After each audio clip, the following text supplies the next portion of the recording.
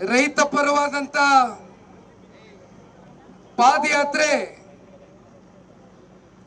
ಎರಡನೇ ದಿನಕ್ಕೆ ಅಂತ್ಯಗೊಳಿಸಬೇಕು. ಮೂರನೇ ದಿನಕ್ಕೆ ನಿಮ್ಮನ್ನು ಯಾರನ್ನೂ ಕೂಡ ಫ್ರೀಡಂ ಪಾರ್ಕ್ ಹೋಗಿ ತಲುಪತಕ್ಕಂಥದಕ್ಕೆ ಅವಕಾಶಗಳಿಲ್ಲ ಅಂತಕ್ಕಂಥದ್ದು ಈಗಾಗಲೇ ಸಾಕಷ್ಟು ಒತ್ತಡಗಳ ಮೂಲಕ ಪೊಲೀಸ್ ಡಿಪಾರ್ಟ್ಮೆಂಟ್ ಮೇಲೆ ಸಾಕಷ್ಟು ಒತ್ತಡಗಳು ಏರಿ ಈ ರಾಜ್ಯ ಸರ್ಕಾರ ನಡ್ಕೊಳ್ತಾ ಇರತಕ್ಕಂತ ಒಂದು ರೀತಿಯನ್ನ ನೋಡಿದಾಗ ಬಹುಶಃ ಇವತ್ತಿನ ಈ ಪಾದಯಾತ್ರೆಯ ಒಂದು ಅನಿವಾರ್ಯತೆ ಆಗಲಿ, ಅಗತ್ಯತೆ ಆಗಲಿ, ಅವಶ್ಯಕತೆ ಆಗಲಿ ಕಳೆದ 517 ದಿನಕ್ಕೆ ಇವತ್ತು 2 ಪಂಚಾಯಿತಿಯ 26 ಗ್ರಾಮಗಳ ರೈತ ಮಹಿಳೆಯರು, ರೈತ ಮುಖಂಡರು, ರೈತ ಯುವಕರು ಭವಿಷ್ಯದ ಪೀಳಿಗೆಯ ಹೊಟ್ಟೆ ಮೇಲೆ ಹೊಡಿತಕ್ಕಂತ ಒಂದು ಪ್ರಯತ್ನವನ್ನು ಮಾಡುವ ಮೂಲಕ ಒತ್ತಾಯ ಪೂರ್ವಕವಾಗಿ ಭೂಸ್ವಾಧೀನವನ್ನು ಮಾಡಿ ರೈತರನ್ನ ಇಲ್ಲಿಂದ ಜಾಗ ಖಾಲಿ ಮಾಡಿಸಿ ರಿಯಲ್ ಎಸ್ಟೇಟ್ ದಂಧೆಕೋರರಿಗೆ ಅಲ್ಲಿ ಮಾಫಿ ನಡೆಸ್ತಕ್ಕಂಥದಕ್ಕೆ ಸಾಕಷ್ಟು ಹುನ್ನಾರಗಳು, ಪ್ರಯತ್ನಗಳು ನಿರಂತರವಾಗಿ ಈ ರಾಜ್ಯ ಸರ್ಕಾರ ಏನ್ ಮಾಡ್ಕೊಂಡ್ ಬರ್ತಾ ಇದೆ. ಬಹುಶಃ ರಾಜ್ಯ ಸರ್ಕಾರ ಇವತ್ತು ಅರ್ಥಕೊಳ್ಬೇಕಾಗ್ತದೆ. ಕಳೆದ 517 ದಿನದಿಂದ ಒಂದು ದಿನವೂ ಕೂಡ ಜಿಲ್ಲೆನಲ್ಲಿ 4ಕ್ಕೆ 4 ಇವತ್ತು ಕಾಂಗ್ರೆಸ್ನ ಮಹಾನ್ ನಾಯಕರುಗಳು ಆಯ್ಕೆಯಾಗಿದ್ದಾರೆ. ಇತ್ತೀಚಿನ ದಿನಗಳಲ್ಲಿ ನೂತನವಾಗಿ ಜಿಲ್ಲೆಯಿಂದ ಮುಖ್ಯಮಂತ್ರಿಗಳಾಗಿ ಆಯ್ಕೆಯಾಗಿರ್ತಕ್ಕಂಥ ಮಾನ್ಯ ಮುಖ್ಯಮಂತ್ರಿಗಳು ಹಲವಾರು ಬಾರಿ ನೀವೇ ನೋಡಿದ್ದೀರಿ. ನನಗೆ ಪೆನ್ ಕೊಡಿ, ಪೇಪರ್ ಕೊಡಿ ಅಂತಕ್ಕಂಥದ್ನ ಕೇಳಿರುವಂತದ್ನ ಬಹುಶಃ ತಾವೆಲ್ಲ ನೋಡಿದ್ದೀರಿ. ಈ ಪೆನ್ನು ಪೇಪರ್ ತಾವೇನ್ ಕೇಳಿದ್ರಿ? ಇಲ್ಲಿರ್ತಕ್ಕಂಥ ನಮ್ಮ ಜಿಲ್ಲೆಯ ಜನ ಈ ಬಾರಿ ನಿಮ್ಗೆ ಅವಕಾಶವನ್ನ ಕೊಟ್ಟಿರ್ತಕ್ಕಂಥದ್ದು ಇವತ್ತ ರೈತರ ಎದೆ ಮೇಲೆ ಮರಣ ಶಾಸನವನ್ನ ಬರೀತಕ್ಕಂಥದಕ್ಕ ಅಥವಾ ಅಮಾಯಕ ಮುಕ್ತ ರೈತರನ್ನ ಕಾಪಾಡ್ತಕ್ಕಂಥದಕ್ಕೆ ನಿಮ್ಮ ಒಂದು ಸಿಗ್ನೇಚರ್ನ ನೀವು ಬಳಕೆ ಮಾಡಬೇಕಾಗಿತ್ತ. ನಿಮ್ಮ ಆತ್ಮ ಸಾಕ್ಷಿಗಳಿಗೆ ನೀವು ಪ್ರಶ್ನೆ ಮಾಡ್ಕೊಳ್ಳಿ.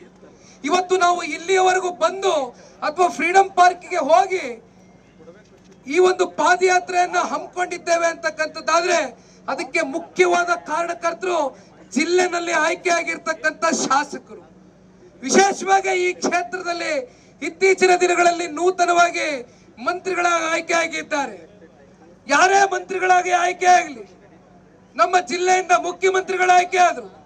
ಬಹುಶಃ ತಾವೆಲ್ಲ ಸಾರ್ವಜನಿಕವಾಗಿ ನೋಡಿರಬಹುದು. ನಾನಾಗ್ಲಿ, ಸನ್ಮಾನ್ಯ ಕುಮಾರಣ್ಣ ಅವರಾಗ್ಲಿ, ದೇವೇಗೌಡರು ಸಾಹೇಬರಾಗ್ಲಿ, ಅವರ ಸ್ಥಾನ ಇವತ್ತು ಏನು ಹಲವಾರು ವರ್ಷಗಳಿಂದ ಒಬ್ಬ ಕನಸು ಕಟ್ಕೊಂಡು ಒಬ್ರು ಮಂತ್ರಿ ಆಗಿದ್ದಾರೆ, ಒಬ್ರು ಮುಖ್ಯಮಂತ್ರಿ ಆಗಿದ್ದಾರೆ.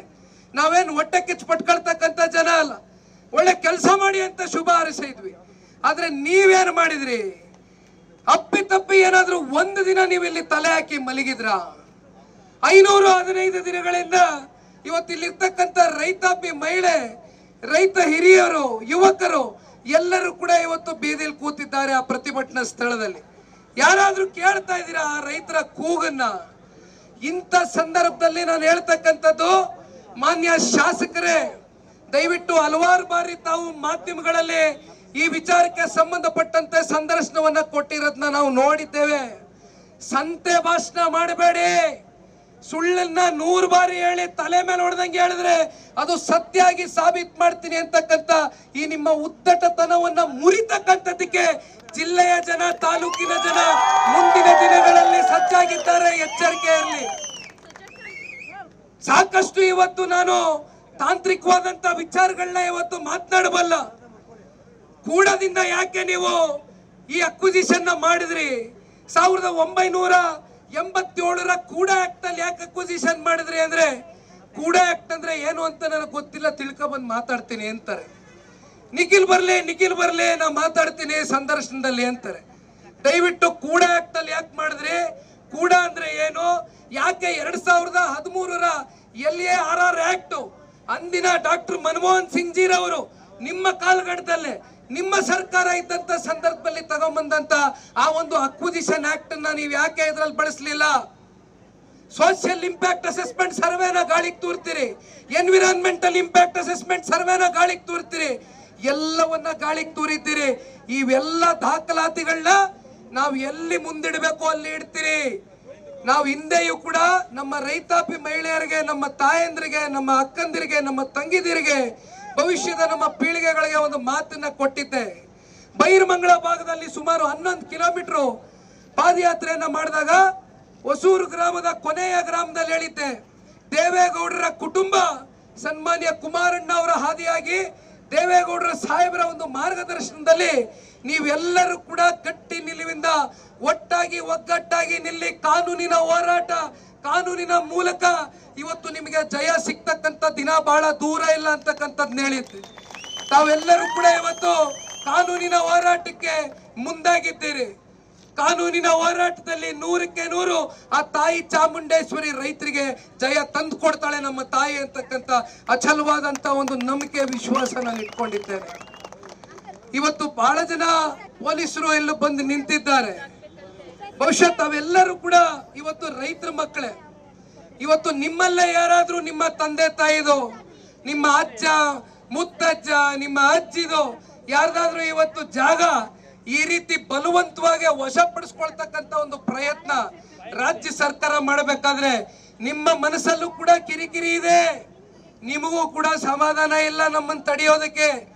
ಆದ್ರೂ ಒತ್ತಾಯಪೂರ್ವಕವಾಗಿ ಇವತ್ತು ನಿಮ್ಮ ಮೇಲೆ ಸರ್ಕಾರ ಆದೇಶ ಹೊರಡಿಸಿದ್ದಾರೆ.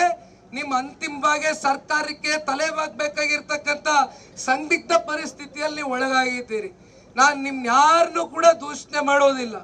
ಆದ್ರೆ ಒಂದು ಮಾತು ಈ ಸಂದರ್ಭದಲ್ಲಿ ಹೇಳ್ತೇನೆ, ಇಡೀ ಜನತಾದಳ ಪಕ್ಷದ ಕುಟುಂಬ ಅಂದ್ರೆ ನಮ್ಮ ಹಾಲಿ ಮಾಜಿ ಶಾಸಕರು, ಅಭ್ಯರ್ಥಿಗಳು ಸೇರಿದಂತೆ ನಮ್ಮ ಜಿಲ್ಲೆಯ ಅನ್ನದಾತರ ರಕ್ಷಣೆಗೋಸ್ಕರ, ನಮ್ಮ ಜಿಲ್ಲೆಯ ಅನ್ನದಾತರ ಇವತ್ತು ಅಸ್ತಿತ್ವಕ್ಕೋಸ್ಕರ ಹೋರಾಟಕ್ಕೆ ಹಲವಾರು ಜಿಲ್ಲೆಗಳಿಂದ ರಾಜ್ಯಾದ್ಯಂತ ಇವತ್ತು ಬಂದಂತವರು ಯಾರು ಕೂಡ 200 ರೂಪಾಯಿ 500 ರೂಪಾಯಿ ತಗೊಂಡು ಬಂದಿರತಕ್ಕಂಥವರಲ್ಲ. ಎಲ್ಲರೂ ಕೂಡ ರೈತರ ಮಕ್ಕಳು. ರೈತರಿಗೆ ಅನ್ಯಾಯ ಆಗ್ತಾ ಇದೆ, ನಮ್ಮ ಪಕ್ಕದ ಜಿಲ್ಲೆಯ ರೈತರಿಗೆ ಅನ್ಯಾಯ ಆಗ್ತಾ ಇದೆ. ನಮ್ಮ ರಾಜ್ಯದಲ್ಲಿ ವಿಜಯಪುರ ಜಿಲ್ಲೆಗೆ, ಬಾಗಲಕೋಟೆ ಜಿಲ್ಲೆಗೆ ಬರ ಪರಿಹಾರ ವೀಕ್ಷಣೆ ಮಾಡ್ತಕ್ಕಂಥದಕ್ಕೆ ಒಂದು ತಂಡ ರೂಪಿಸಿ ನಮ್ನೆಲ್ಲರನ್ನು ಕಳಿಸ್ಕೊಟ್ಟಿದ್ರು. ವಿಜಯಪುರದಲ್ಲಿ ಹೋದ್ರು, ಬಾಗಲಕೋಟೆಯಲ್ಲಿ ಹೋದ್ರು, ಹುಬ್ಳಿ ಧಾರವಾಡಕ್ಕೆ ಹೋದ್ರು.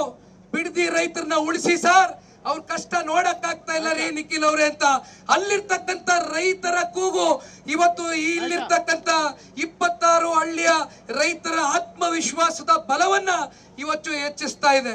ಈ ಸಂದರ್ಭದಲ್ಲಿ ನಾನು ಒಂದು ಮಾತನ್ನ ಕೊಡ್ಲಿಕ್ಕೆ ಇಚ್ಛೆ ಪಡ್ತೇನೆ.